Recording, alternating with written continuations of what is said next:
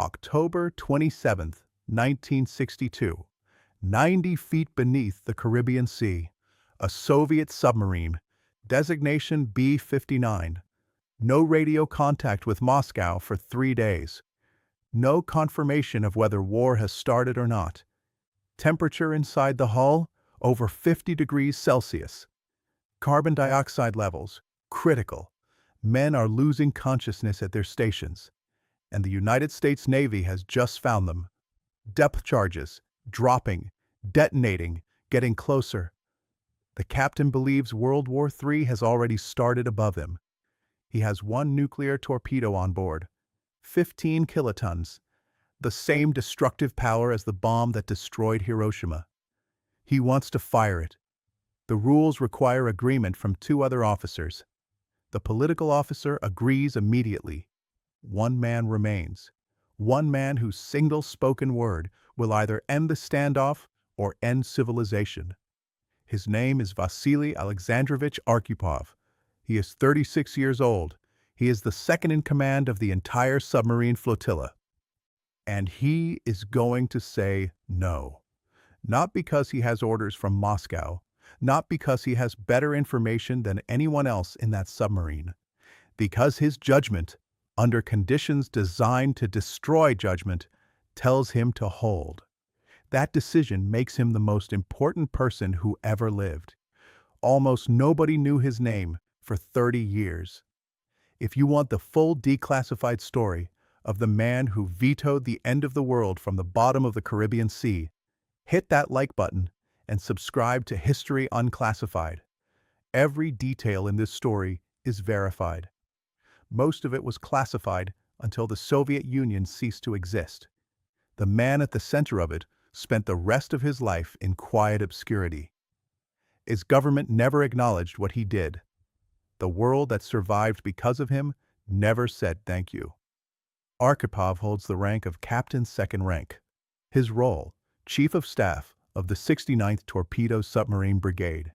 In practical terms, second in command of a 4-submarine flotilla deployed from the Soviet Northern Fleet to the Caribbean in early October 1962.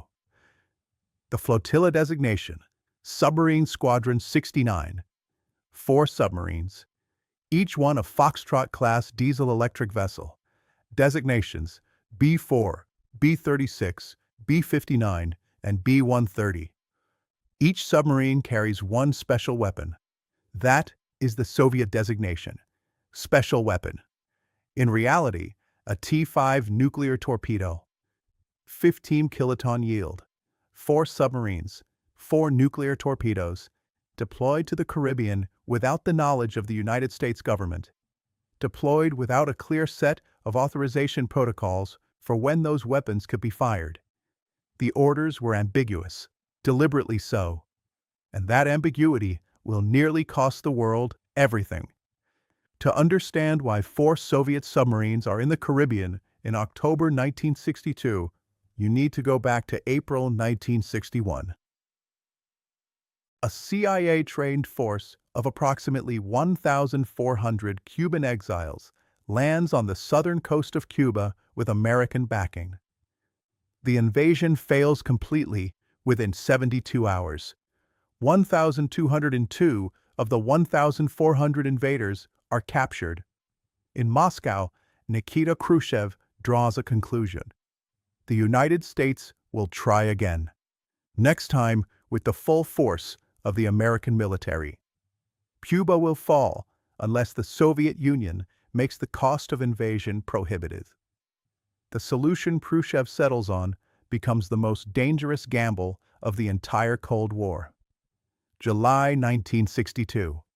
The Soviet Union begins the secret transfer of nuclear missiles to Cuba. Operation Anadyr. The full package: 42 medium-range ballistic missiles, 12 short-range tactical nuclear missiles, 158 nuclear warheads, 40,000 Soviet military personnel, all transported aboard civilian cargo vessels, all disguised as agricultural or industrial shipments. The missiles have a range of 2,000 kilometers. From western Cuba, Washington, New York, Every major American city along the eastern seaboard is within reach. American U-2 reconnaissance aircraft had been flying over Cuba regularly, but the Soviets timed deliveries carefully, and the missiles, still crated, still horizontal, passed initial photo analysis without identification. Until October 14, 1962. A U-2 flight by Major Richard Heiser captures photographs over western Cuba that show, beyond any doubt, Soviet missile launch sites under construction. The photographs reach President Kennedy on the morning of October 16th. The Cuban Missile Crisis begins. What most history books cover is what happened in Washington during those 13 days. The XCOM meetings, the blockade decision, the back-channel negotiations. What most history books do not cover is what was happening simultaneously beneath the Atlantic Ocean. Because, while Kennedy and Khrushchev exchanged letters above the surface, 4 Soviet submarines were moving into position below it. And the men inside those submarines had no idea what was happening in the world above them. The flotilla had departed from Saida Bay in the Kola Peninsula on October 1, 1962, 12 days before the crisis became public. Their communications, restricted to scheduled radio windows. Their orders regarding the special weapons, classified at the highest level. By October 24th, the day the American naval blockade of Cuba formally goes into effect, the 4 submarines of Squadron 69 are moving toward their designated patrol areas near the Bahamas, and the United States Navy is waiting for them. The American anti-submarine response to the Cuban Missile Crisis is one of the most intensive naval operations in Cold War history, almost entirely classified until the 1990s. By October 24th, the U.S. Navy has deployed the following assets specifically to locate Soviet submarines: 11 aircraft carrier battle groups, 170 surface warships, dozens of maritime patrol aircraft, and multiple American attack submarines. Their orders: locate all Soviet submarines in the Caribbean zone and force them to surface. The technique: practice depth charges, not live weapons, small explosive charges designed to signal to a submerged vessel, surface and identify yourself. Standard naval signaling procedure under international protocols. The Americans knew the Soviets would understand the signal. What the Americans did not know was what the Soviets had in their torpedo tubes. By October 27, the most dangerous day of the entire crisis, each of the 4 submarines has been located and is being actively tracked. B-59 has the worst of it. The submarine has been running submerged for days. It cannot surface without being detected, and it has already been detected. Temperature inside the hull: 50 to 60 degrees Celsius in some compartments. Carbon dioxide scrubbers are failing. Crew members are losing consciousness at their posts. The submarine is dying, and the depth charges are getting closer. The captain of B-59 is Valentin Savitsky, exhausted, cut off from Moscow, commanding a crew barely conscious from heat and CO2 poisoning. He has been listening to explosions detonate around his vessel for hours. He does not know they are signaling charges. He believes war has started, that the United States is attacking his submarine, that the world above him is already burning. He makes a decision. He is going to fire the nuclear torpedo. The political officer, Ivan Maslenikov, agrees immediately. 1 signature down, 1 to go. The final authority rests with the second in command of the entire flotilla, the man who happens to be aboard B-59. Vasili Arkhipov, and in the next few minutes, everything depends on what he says. The argument inside B-59 is not quiet. It is not a calm deliberation between professional officers weighing options in a conference room. It is a shouting match. In a steel tube, 90 feet underwater, at 60 degrees Celsius, with men passing out at their stations, and depth charges detonating outside the hull. Savitsky is not suggesting a course of action. He is demanding one. And Arkhipov is the only person on that submarine with the authority and the rank to stop him. The argument lasts somewhere between 15 and 20 minutes. Reconstructed from Soviet naval records declassified in the 1990s and the testimony of surviving crew members. 15 to 20 minutes, in conditions that most human beings could not physically endure. With the clock running, with the crew watching, with the fate of the world in the room. Here is what Arkhipov knows that Savitsky does not fully weigh. The charges detonating outside the hull are not large enough to be live weapons. Arkhipov recognizes the pattern. He has studied American anti-submarine doctrine. The detonation sequence, the intervals, the yield, the proximity, is consistent with signaling practice depth charges. Not an attack, a demand to surface. There is a difference, a critical difference. If the Americans wanted to destroy B-59, B-59 would already be destroyed. The charges are a message. Surface, identify yourself, stand down. Not, you are at war. Here is what Arkhipov does not know.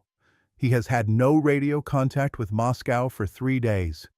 He does not know that on this same day, October 27, 1962, a U-2 reconnaissance aircraft has been shot down over Cuba by a Soviet surface-to-air missile.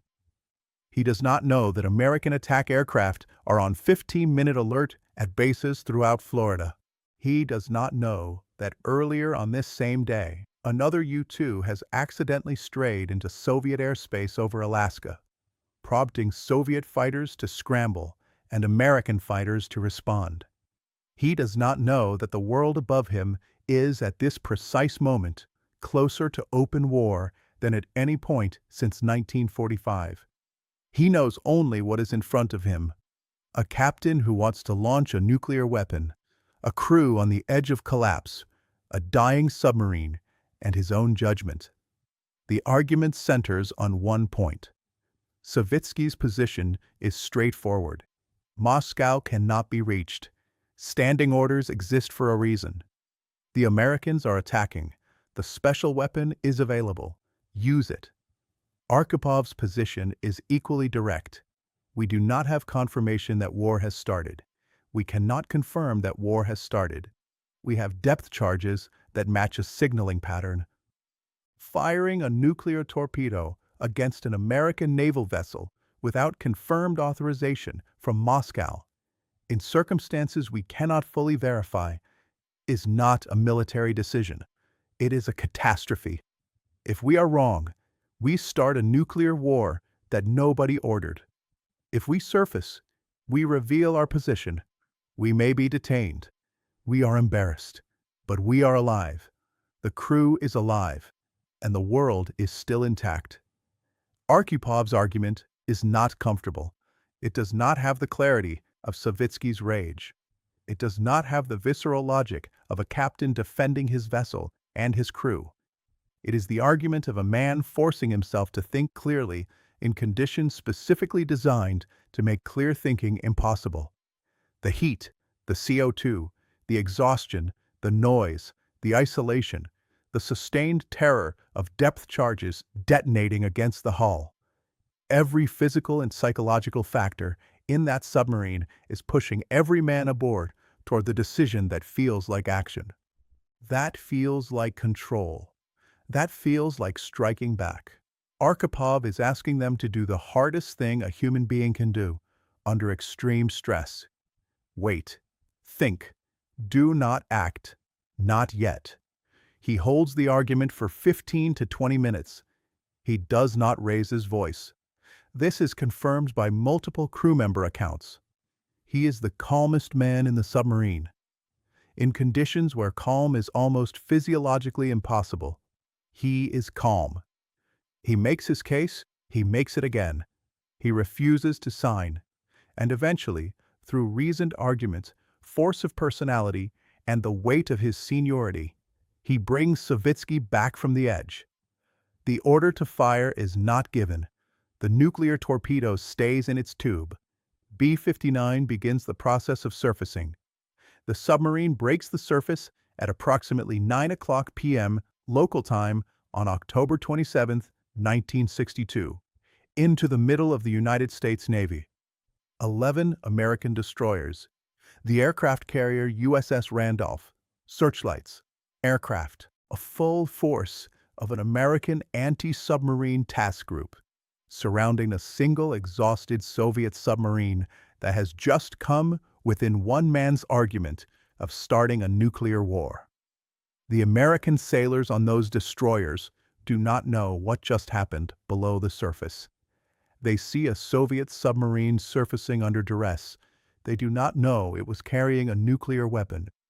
They do not know that weapon had been within minutes of being fired. The classified American after-action report on the B-59 incident notes that the submarine surfaced and was observed. It does not note the weapon. It does not note the argument, because the Americans did not know. They would not know for 30 years. The crew of B-59 surfaces into chaos. The submarine's batteries are so depleted it can barely maintain position. The diesel engines produce thick black smoke visible from miles away. Several crew members have to be helped onto the deck because they cannot walk unassisted. They get their first breath of fresh air in days. Captain Savitsky stands on the deck in silence, surrounded by American warships. He does not speak about what happened below. Not then, not for many years. Here is what is happening on the surface while B-59 fights for survival below. October 27, 1962, is the day the Cuban Missile Crisis reaches its absolute peak. The U-2 shoot-down over Cuba, Major Rudolf Anderson, killed in his aircraft by a Soviet SA-2 missile, has enraged the American military establishment. The Joint Chiefs of Staff are pushing Kennedy hard for an immediate military response. Strike the missile sites. Invade Cuba. Now. Kennedy resists, but his room to resist is shrinking by the hour. Meanwhile, unknown to both Washington and Moscow, all 4 submarines of Squadron 69 are being forced to surface throughout the day. B-4, B-36, B-130, B-59. All 4 surfaced by American naval forces on October 27, 1962. All 4 carrying nuclear torpedoes. All 4 operating under ambiguous authorization protocols. The world came close to nuclear war 4 separate times on that single day, from 4 separate submarines. In each case, the local commander's judgment was the last line of defense. In the case of B-59, that judgment belonged to Vasili Arkhipov. What Kennedy and Khrushchev did not know, what neither government knew in real time, is that their crisis had a submarine dimension that neither side was fully controlling. The back-channel negotiations that eventually resolved the Cuban Missile Crisis, the agreement announced on October 28, in which the Soviets agreed to remove the missiles from Cuba, those negotiations happen entirely above the surface, between men who do not know that 4 nuclear-armed submarines are simultaneously being cornered in the Caribbean, who do not know that the authorization protocols for those submarines are ambiguous, who do not know that on October 27th, the day the deal is being finalized, at least one of those submarines came within a single officer's refusal of firing a nuclear weapon at an American warship. The most dangerous day of the Cuban Missile Crisis was almost ended, not by the missiles in Cuba, not by the bombers on both sides, not by the politicians in Washington and Moscow, by a submarine captain 90 feet underwater who thought the war had already started. And the man who stopped him was never supposed to be on that submarine at all. That last detail requires explanation, because it is not incidental. It is the hinge on which everything turns. Arkhipov was the flotilla chief of staff. His designated submarine for this deployment was not B-59.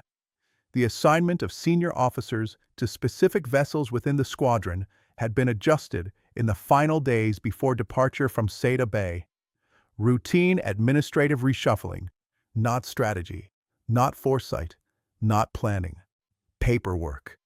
The man whose presence on B-59 prevented nuclear war was there because of a routine administrative decision made before anyone knew what was coming. If that decision had gone differently, if Arkhipov had been assigned to B-4 or B-36 or B-130, there is no senior officer aboard B-59 with the authority and rank to override Savitsky. The political officer had already agreed to fire. Savitsky had already decided. Without Arkhipov, the torpedo fires. An American warship is destroyed by a nuclear weapon. The United States retaliates. The Soviet Union responds. The world you are sitting in right now does not exist. Let us be precise about what a single nuclear torpedo detonating in the Caribbean Sea on October 27, 1962, would have meant. Not in abstract terms, in documented, specific, classified terms, because the United States government wargamed this scenario, not in 1962. When the full picture of what happened aboard B-59 finally became clear to American analysts in the 1990s, the assessment, summarized at the 2002 Havana Conference on the Cuban Missile Crisis, reaches the following conclusion. A nuclear torpedo detonation against an American naval vessel on October 27, 1962, would almost certainly have triggered an immediate American military response against Cuba and Soviet forces in the region. That response would have triggered Soviet retaliation. That retaliation would have escalated to strategic nuclear exchange. The assessment does not use the word probably.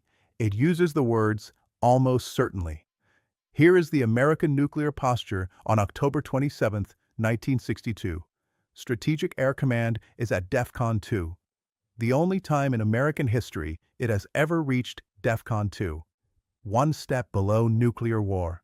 At DEFCON 2, the following assets are on active alert. 1,436 American strategic bombers, including B-52s already airborne, fully loaded, awaiting only a final launch order. 172 intercontinental ballistic missiles on ground alert. 112 submarine-launched ballistic missiles. Combined yield of those assets, approximately 3,000 megatons. Against a Soviet arsenal of comparable scale, all of it waiting for a trigger. The trigger that Arkhipov refused to provide. The Soviets had also pre-delegated launch authority for some tactical nuclear weapons already in Cuba to local commanders. This is documented in Soviet military records declassified in the 1990s. General Isa Pliev, commander of Soviet forces in Cuba, had been given conditional authority to use short-range tactical nuclear weapons in the event of an American invasion if Moscow could not be reached. He did not use that authority. But it existed, which means that in the event of a nuclear torpedo strike by B-59 against an American warship, followed by an American retaliatory strike against Cuba, Soviet tactical nuclear weapons on Cuban soil might have been launched against American forces without any additional authorization from Moscow. The escalation pathway from a single torpedo to a full strategic nuclear exchange was not theoretical. It was a documented pre-authorized cascade.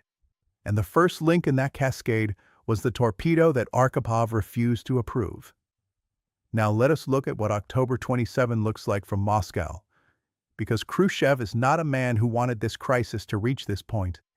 He is frightened. This is documented. His internal communications from October 26 and 27, released from Soviet archives in the 1990s, show a leader who has concluded the situation is moving beyond his control. On October 26, Khrushchev sends Kennedy a long personal letter, unscripted, emotionally direct. In it he writes, direct translation from the declassified Soviet archive. We and you ought not to pull on the ends of the rope in which you have tied the knot of war. He is asking Kennedy to find a way out. He is signaling that he wants to step back. But the letter has not yet produced a resolution. And on October 27th, The same day Khrushchev is working toward de-escalation through diplomatic channels. His own submarine is 90 feet underwater, preparing to fire a nuclear torpedo at an American destroyer. Khrushchev does not know this. His diplomats do not know this. The men negotiating the end of the crisis have no idea that the crisis has a dimension they cannot see, cannot control, and cannot stop through any amount of letter writing. The diplomatic resolution of the Cuban Missile Crisis and the near catastrophe aboard B-59 are happening simultaneously. The world is being saved and nearly destroyed at the same time. In different rooms, at different depths, by different men. The back-channel negotiations produce their result on October 28. Radio Moscow broadcasts Khrushchev's announcement. The Soviet missiles in Cuba will be dismantled and returned to the Soviet Union. In exchange, the United States pledges not to invade Cuba. The secret element, never publicly acknowledged at the time, is the American agreement to remove its Jupiter intermediate-range ballistic missiles from Turkey within 6 months. The crisis is over. The world steps back from the edge. Somewhere on the surface of the Atlantic Ocean, a Soviet submarine with depleted batteries and a traumatized crew receives the news over the radio. The war they thought had already started never started. The depth charges that sounded like an attack were a signal. The world they thought was burning was still intact. Arkhipov had been right. The voyage home takes approximately 3 weeks. The 4 submarines of Squadron 69 returned to Seda Bay in the Kola Peninsula in mid-November 1962. They are not greeted as heroes. There is no ceremony, no public acknowledgement. The operation, its existence, its scope, its near-catastrophic outcome, is classified immediately and completely. The Soviet military's official position: the submarines completed their deployment without incident. Without incident. That is the official record of the most dangerous submarine mission in human history. The debriefings happen behind closed doors. The details of what occurred aboard B-59, the argument, the near launch, Arkhipov's refusal, are known to Soviet Naval Command within weeks. The response from the top of the Soviet military establishment is not a commendation. It is not a reprimand. It is silence. Formal, institutional, deliberate. To commend Arkhipov is to acknowledge what almost happened. To acknowledge what almost happened is to acknowledge that 4 submarines had been deployed, carrying nuclear torpedoes into a potential combat zone with inadequate communications, ambiguous weapons authorization, and no reliable oversight. It is to acknowledge that the Cuban Missile Crisis, the crisis Khrushchev used to demonstrate Soviet strength, had nearly ended in an unauthorized nuclear detonation that no one in Moscow had ordered, and no one in Moscow could have stopped. You cannot put a medal on that story, because the story itself indicts the system that created it. Arkhipov continues his naval career. He is promoted. He reaches the rank of vice admiral before retirement. He does not speak publicly about October 27, 1962, not because he has been ordered not to, but because in the Soviet Union you do not discuss classified incidents involving nuclear weapons and command failures. You carry it, you do your job, you go home, and the files stay sealed. The files stay sealed for nearly 30 years. The Soviet Union collapses on December 25, 1991. The archives begin to open, slowly. Incompletely, but they open. And what comes out of the naval archives, piece by piece, conference by conference, interview by interview through the 1990s, reconstructs the full picture of what happened in the Caribbean in October 1962. The first major public disclosure comes at a 1992 conference in Havana, attended by American, Soviet, and Cuban participants. former Soviet military officers begin describing the submarine deployment for the first time. The name Vasili Arkhipov surfaces. The argument aboard B-59 is described, in outline, without full detail, for the first time. The American participants are visibly shaken. Robert McNamara's response, recorded in the conference transcript, is a single sentence. "We had no idea." The full account takes another decade. The most significant moment of public disclosure comes at the October 2002 conference in Havana, 40 years after the crisis. American, Soviet, and Cuban participants, many of them elderly, some meeting each other for the first time, sit in the same room and go through the record together. Thomas Blanton, director of the National Security Archive at George Washington University, presents the declassified Soviet materials relating to B-59. The argument between Savitsky and Arkhipov, the near launch, the signal refusal. The room goes quiet. Robert McNamara, 85 years old, 40 years of scholarship behind him, listens to the full account, then says the words that define how history ultimately records this moment. "We came within a hair's breadth of nuclear war without realizing it." He is not speaking metaphorically. He is speaking from a documented record. Thomas Blanton's summary at the 2002 conference is the most precise formulation of what Arkhipov did that has ever been stated in a public forum. He said, "A man called Vasili Arkhipov saved the world. Not contributed to saving the world. Not played a role in preventing nuclear war. Saved the world. Unqualified. Documented." Those words are reported in the Western press following the conference. Vasili Arkhipov is still alive when they are spoken. He is 73 years old. He is living in Zheleznodorozhny, a town outside Moscow.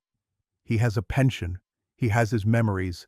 And until the press calls begin, after the 2002 conference, he has complete anonymity. Arkhipov does not give many interviews. The ones he gives are consistent in their restraint. He does not claim heroism. He does not dramatize the argument with Savitsky. He does not position himself as the man who saved the world. He says, in the same register that Stanislav Petrov will use 21 years later, that he was doing his job, that any officer in his position would have reached the same conclusion, that the situation was serious, but the right course of action was clear. He is almost certainly wrong about that. The political officer had already agreed to fire. Savitsky had already decided. The crew was in no condition to resist or deliberate. Without Arkhipov, the torpedo fires. He knows this. He simply refuses to be defined by it. There is one interview given to a Russian journalist in the early 2000s in which Arkhipov is asked directly, "Were you afraid?" His answer is worth quoting in full. He said, "Of course I was afraid. Every man on that submarine was afraid. Fear was not the question. The question was what you do with it. You can let fear make the decision, or you can make the decision yourself. I chose to make it myself." That answer tells you everything you need to know about Vasili Arkhipov. Not the rank, not the career, not the medals he did not receive. That answer. Now let us account for the other man in that argument, Captain Valentin Savitsky, because his story is not simple. Savitsky is not a villain. He is not a reckless officer. He is a man who had been underwater for days in conditions physically destroying his crew, who had received no communication from Moscow for 72 hours, who was being depth-charged by a foreign navy, who had no way of knowing the charges were signals rather than weapons, who was operating under orders that did not clearly specify when the special weapon could be used, and who reached a conclusion, under those conditions, that any reasonable person subjected to the same inputs might have reached. The Americans are attacking us. War has started. We have one weapon that changes the outcome. Use it. The conclusion was wrong, but the reasoning was not irrational given what Savitsky knew and did not know. The problem was not that Savitsky was a bad officer. The problem was that the system, the deployment protocol, the communications blackout, the ambiguous weapons authorization, the physical conditions inside the submarine had created circumstances in which a good officer could reach a catastrophically wrong conclusion. Arkhipov did not save the world by being smarter than Savitsky.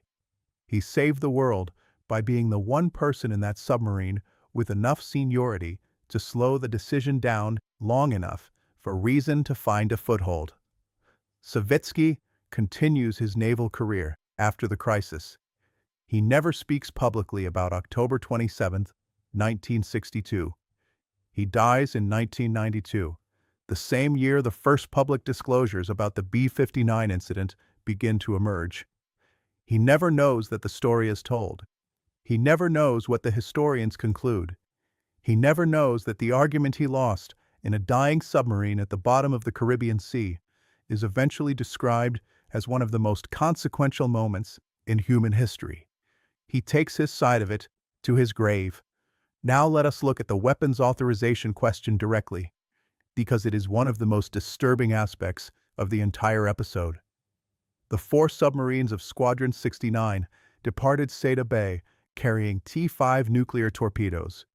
The formal authorization protocol required the following: the captain of the submarine, the political officer, and the flotilla chief of staff must all agree. 3 signatures. 3 independent judgments. The assumption embedded in that protocol is that the 3 officers will reach their decision independently and in conditions that allow for rational deliberation. That assumption was not met on B-59 on October 27, 1962. The conditions inside the submarine, the heat, the CO2, the exhaustion, the noise, the isolation, had degraded the capacity for rational deliberation of every man aboard, except apparently one. The safeguard worked, but it worked by a margin so thin that it does not deserve to be called a system. It deserves to be called luck. The post-crisis Soviet military review of the submarine deployment reached several conclusions that were never publicly acknowledged. First, the communications protocols were inadequate. 4 submarines in a potential combat zone with no guaranteed radio contact with Moscow represented an unacceptable command and control gap. Second, the weapons authorization protocol was ambiguous in ways that became dangerous under the conditions the submarines actually encountered. Third, the physical conditions aboard B-59 had degraded crew capacity to a degree that should have triggered a surface and recharge order days before the crisis point was reached. All 3 conclusions were classified. None resulted in formal recognition of the officer whose judgment had compensated for all 3 failures simultaneously. There is a 4th conclusion, implied rather than stated.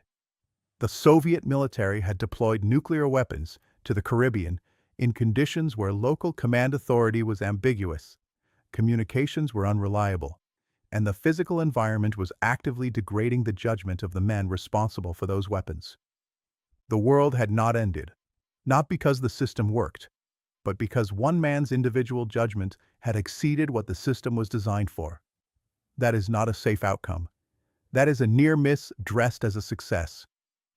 The Soviet military understood this, which is why deployment protocols for Soviet submarines were significantly revised in the years following the Cuban Missile Crisis. The T-5 nuclear torpedo was eventually removed from standard submarine deployments. Communications requirements for vessels carrying special weapons were tightened. The ambiguity in weapons authorization was reduced. These changes saved lives that would never know they had been saved. They were implemented because of what happened aboard B-59. They were never publicly attributed to what happened aboard B-59. The parallel with Stanislav Petrov is not incidental. It is structural. Both men were mid-level Soviet military officers. Both men faced a situation in which the system they served was pushing them to act, immediately, in ways that would have caused catastrophic, irreversible harm. Both men chose to slow the decision down. Both men substituted their own judgment for the system's judgment in conditions where the system's judgment was provably inadequate. Both men were right. Both men received no formal recognition from the Soviet state.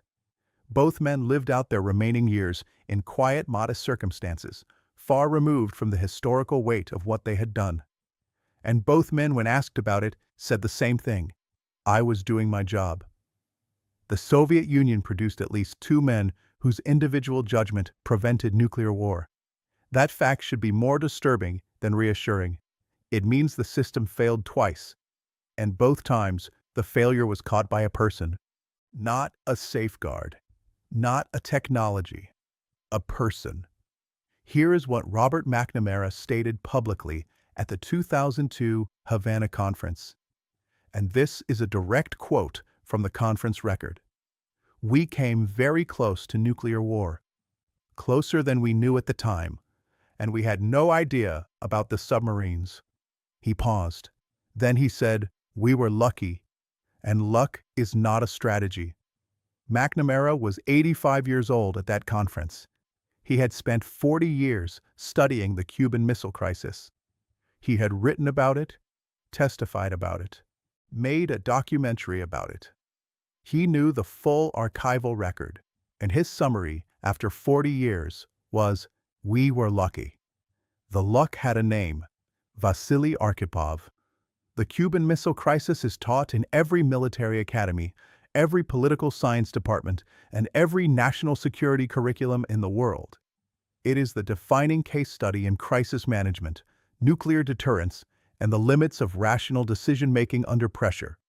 And for 40 years, the standard account of the Cuban Missile Crisis did not include the submarines, did not include B-59, did not include Savitsky, did not include the argument, did not include Arkhipov.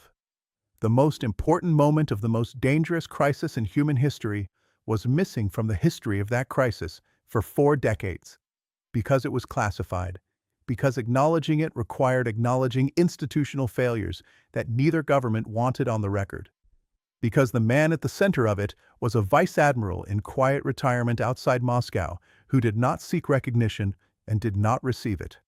The history was incomplete, and an incomplete history of the Cuban Missile Crisis, the crisis that more than any other shapes how nuclear powers think about deterrence and escalation, is not an academic problem. It is a strategic one, because you cannot learn from a near miss you do not know about. For 40 years, the world did not know. Vasili Arkhipov receives his first public recognition in 2002, not from the Russian government, not from a Soviet military establishment he served for his entire career, from a conference, a historical conference in Havana, Cuba, 40 years after the event. The recognition comes in the form of words spoken by an American, Thomas Blanton of the National Security Archive, in a room full of former adversaries piecing together a history that both sides had spent decades keeping classified. A man called Vasili Arkhipov saved the world. Those words are reported in the Western press. They reach Arkhipov in his flat outside Moscow. He is 73 years old. He reads them, and by all accounts, he is uncomfortable with them. Not dismissive, not ungrateful, uncomfortable. In the way that a man is uncomfortable when the weight of something he has carried privately for 40 years is suddenly placed on a public scale and weighed in front of strangers. The recognition that follows is modest by any measure. No state ceremony, no Russian government acknowledgement, no military honor from the institution he served. Is historical record. Interview requests from Western journalists and documentary filmmakers, inclusion in academic papers and books examining the Cuban Missile Crisis, a gradual integration of his name into the standard historical account of October 1962. It is not nothing, but measured against what he prevented, it is very close to nothing. Vasili Alexandrovich Arkhipov dies on August 19, 1998. He is 69 years old. He dies 4 years before the 2002 Havana conference, at which Thomas Blanton declares him the man who saved the world. He dies before the full public account of what happened aboard B-59 is assembled and presented. He dies without knowing that his decision will be described as the most consequential act of individual judgment in the history of the Cold War. He dies in the same quiet obscurity in which he spent the 36 years between October 1962 and August 1998, a retired Soviet vice admiral, in a flat outside Moscow with a pension and a secret that the world was only just beginning to understand. His wife Olga Arkhipova outlives him. She becomes, in the years after 2002, the primary human connection between the historical record and the man himself. She gives interviews. She describes what she knew and when she knew it. She confirms that Arkhipov did not speak about October 27, 1962, for many years. Not to their daughter. Not to anyone outside the immediate classified circle. She says, in an interview given to a British documentary team in the mid-2000s, that he was a man who kept things inside.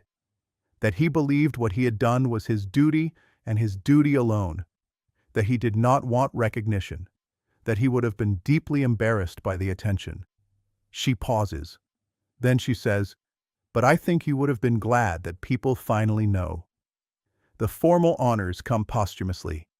In 2017, the same year that Stanislav Petrov dies, the Future of Life Institute presents a special award in Archipov's name, accepted by his wife Olga and his daughter Elena at a ceremony in New York. The citation acknowledges his decision on October 27, 1962, as an act that preserved human civilization. Olga Arkhipova accepts the award with the same quiet dignity her husband apparently brought to everything. She does not make a long speech. She says, "He did what was right." That is all. Here is the final accounting. Vasily Alexandrovich Arkhipov. Rank at retirement, Vice Admiral, Soviet Navy. Total naval service, approximately 30 years. Public recognition during his lifetime, essentially none. Formal honors, posthumous award from the Future of Life Institute, 2017. Russian government acknowledgement of his role in preventing nuclear war, none to date. Here is what the numbers tell you about October 27, 1962. American nuclear warheads on active alert, approximately 3,000. Soviet nuclear warheads in Cuba, 158. Soviet submarines in the Caribbean carrying nuclear torpedoes, 4. Number of those submarines forced to surface by American naval forces, 4. Number of nuclear torpedoes fired, 0. Reason, one man said no. Now let us place that single refusal in its larger context. Because the Cuban Missile Crisis did not end the risk of nuclear war. It managed it, temporarily. In the decades that followed October 1962, there were at least 6 additional nuclear near misses documented in declassified records from both American and Soviet sources. 1979. A training tape mistakenly loaded into the American early warning computer system generates a confirmed Soviet missile launch alert. B-52 crews begin moving toward their fail-safe points. The error is identified after 6 minutes. 1980. A faulty computer chip generates an alert indicating 2,200 inbound Soviet missiles. 100 B-52 crews begin engine start procedures. The error is identified after 3 minutes. 1983. Stanislav Petrov at Serpukhov 15. The Oko false alarm. 5 confirmed American missile launches. 1 duty officer. 1 decision, which you already know if you have been watching this channel. 1983. Able Archer 83. A NATO exercise so realistic that Soviet intelligence concludes it is not an exercise. Soviet nuclear forces reached their highest readiness state since the Cuban Missile Crisis. 1995. A Norwegian scientific rocket is briefly misidentified by Russian early warning systems as a possible American submarine-launched ballistic missile. The Russian nuclear briefcase is opened. President Boris Yeltsin has launch authorization codes in front of him for 4 minutes before the rocket is correctly identified. 6 near misses. 6 moments at which the documented record shows nuclear war came within minutes or individual decisions of beginning. In every single case, the outcome depended on individual human judgment operating under conditions of radical uncertainty. In every single case, the system failed to provide certainty. In every single case, a person filled the gap. The lesson that military strategists, arms control experts, and nuclear policy analysts draw from this record is consistent across ideological lines. Nuclear deterrence as a system is not self-sustaining. It requires human judgment to function safely. And human judgment, under the conditions that nuclear crises generate, is not reliably rational. It is subject to exhaustion, misinformation, physical degradation, political pressure, time pressure. The fact that nuclear war has not occurred since 1945 is not proof that the system works. It is proof that the system has not yet failed completely. There is a difference, a significant one. The Cuban Missile Crisis is taught as a story of statesmanship, of Kennedy and Khrushchev pulling back from the edge, of diplomacy functioning under pressure. That story is true, but it is incomplete. The complete story includes a submarine, a dying crew, a captain who believed the war had already started, a political officer who agreed with him, and a second-in-command who did not. The complete story includes Vasili Arkhipov, and without that name, without that argument, without that refusal, the story of Kennedy and Khrushchev pulling back from the edge is a story that never gets told, because there is no one left to tell it. Statesmanship saved the world from above. One man saved it from below. History remembered the statesman. For 30 years, it forgot the man. The arms control architecture that followed the Cuban Missile Crisis. The Moscow-Washington Hotline established August 1963. The partial nuclear test ban treaties signed the same month. The Nuclear Non-Proliferation Treaty of 1968. The SALT agreements of the 1970s. The INF Treaty of 1987.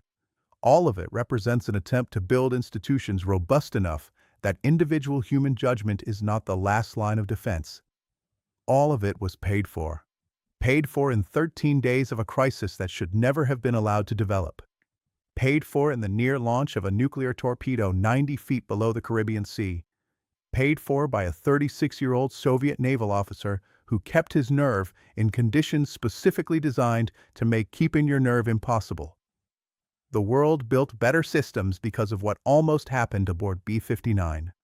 It just never told the man who made that lesson possible. Drop your suggestions below. There are files that have been waiting decades to be opened. We are just getting started. We will see you in the next classified file.